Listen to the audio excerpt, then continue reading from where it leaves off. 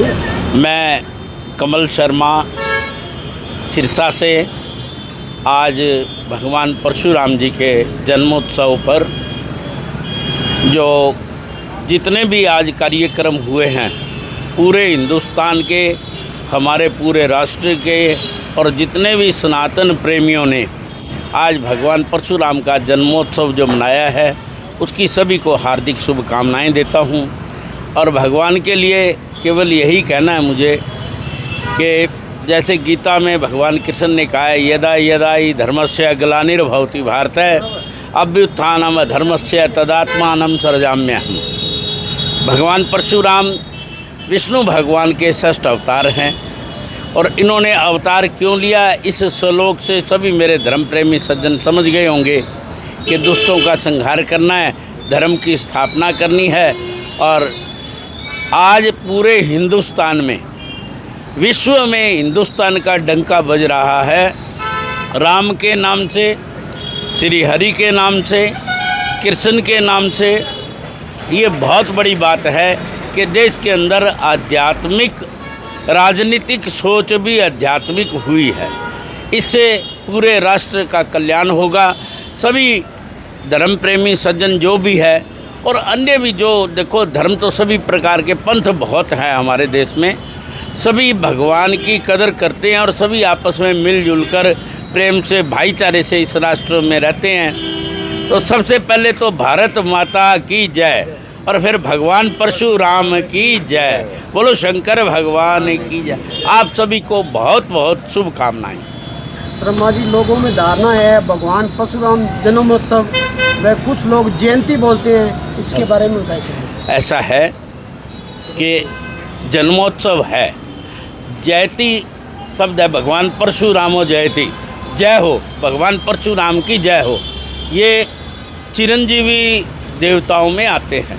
अश्वत्थामा बलिर्व्यासो हनुमंच विभीषण कृपया परशुराम से सप्तैता चिरंजीविना।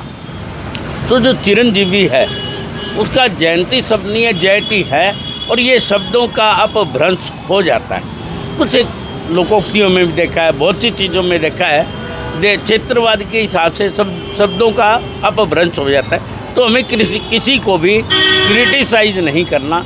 जो जयंती बोले वो भी ठीक है, भगवान की जयती बोले वो भी ठीक है।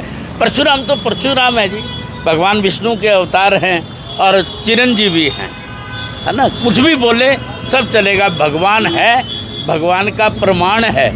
इस पृथ्वी पर वायु सबको समान मिलती है, जल सबको समान मिलता है। जो भी चीज़ें हैं पृथ्वी की, जो मिट्टी का तत्व है वो भी सबका पंचभूतों से शरीर बना हुआ है। हम सब नश्वर शरीर के हैं। वो भगवान है तो भगवान है, उनका ना कोई आदि का पता ना अंत का पता। हरि अनंत, हरि कथा अनंता की बात है। भगवान विष्णु के अवतार हैं तो उसके लिए क्या कहेंगे हम। जयती कहो, जयंती कहो, कुछ कहो, जो कहोगे बढ़िया है। भाई हम ये मानते हैं परशुराम हमारे परमात्मा है। एक आज के समय युवा में नशा बढ़ रहा है लगातार, तो उसके बारे में युवाओं को जन्मोत्सव के क्या सूचना देना चाहोगे जाने?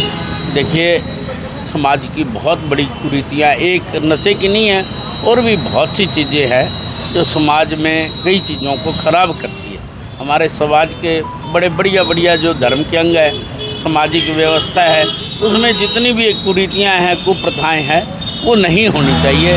और ब्राह्मण समाज सदैव, आप को इतिहास उठा के देख लीजिए, शिक्षा देने के अंदर सर्वप्रथम रहा है।